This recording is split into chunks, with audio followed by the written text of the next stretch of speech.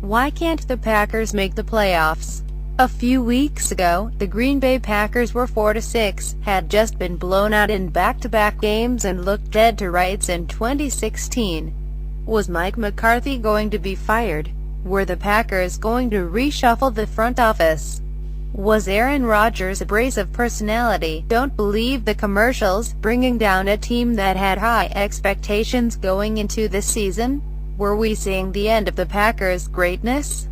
Those questions were fair game at the time. The 2016 Packers campaign was a mess, and they were going to need to pull off the seemingly impossible to salvage anything from it. A window to the playoff was still there. The Vikings were collapsing, and Lions weren't and still aren't nearly as impressive as their record might indicate. And the Packers will play them in Week 17 at the end of a 3-game NFC North stretch, but the Packers were going to have to do something special to come in the back door and win the NFC North. Well, the Packers might be doing something special. It started with Rodgers' incredible performance against the Eagles on Monday Night Football, then the Packers' defense's strong performance last week against the Texans, and on Sunday, the most impressive performance yet, a blowout win over a Seahawks team that's unquestionably one of the best in the NFL.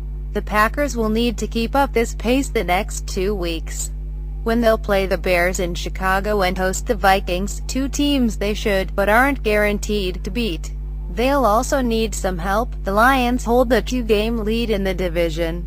So if that Packers-Lions game in the final week of the season is to determine the division and a playoff spot, Detroit will need to drop a game between now and then.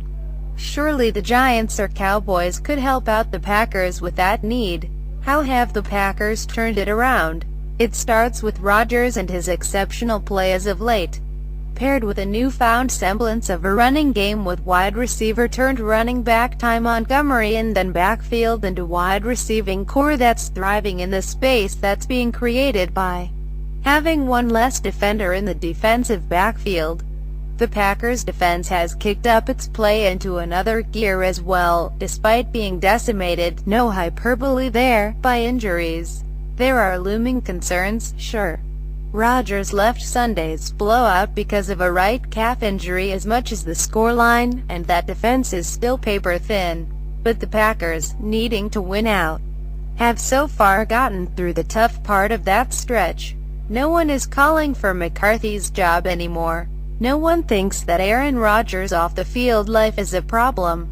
The Packers aren't home yet, not by a long shot, but you have to believe now that they might just be able to pull it off.